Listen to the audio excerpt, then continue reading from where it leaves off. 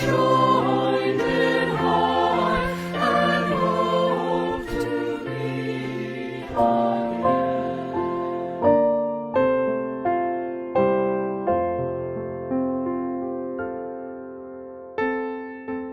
Good morning, Holy Spirit, for empowering us to love our family, our neighbors, and keep blessing those even who hate us.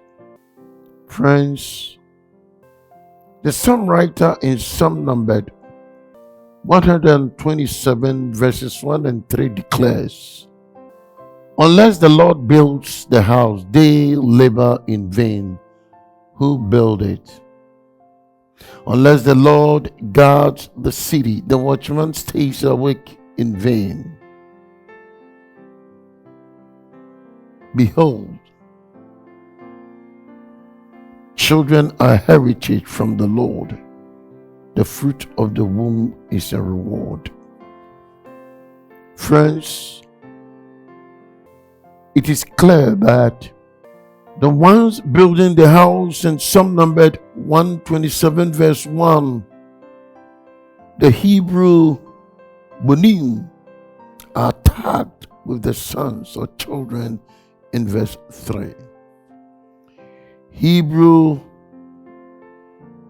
Banim, the way to build the family Banim is to ensure God's blessings on that raising of children Banim, as the Hebrew rendering says. So how do parents allow the Lord to build the family so that their efforts are not in vain? Following the precepts of the Lord is foundational, but there is more. Displaying the character and attributes of God within the family, parents to children and spouses to one another. What is the character of the Lord then? It is love, 1 Corinthians 13:13, 1 John 4:8 and 16. Parents and family members should continually look for ways to love one another, especially in surprising or unexpected ways. Acts and words of kindness, help in moments of need, encouragement on hard days, small gifts as tokens of love. Yes, look for ways this day and this week to surprise a family member with love. It's how God builds the family. Remember, no other structure can replace the family. As one servant of the Lord declared, even Galatians chapter 5 verse 14 counsels us that for all the law is fulfilled in one word, even in this, you shall love your neighbor as yourself. Friends, there are small gestures, but usually greatly appreciated because they were unexpected. The Bible, especially Jesus, seems to focus on loving the neighbor you don't know rather than the neighbor you do know. We are to love both, of course.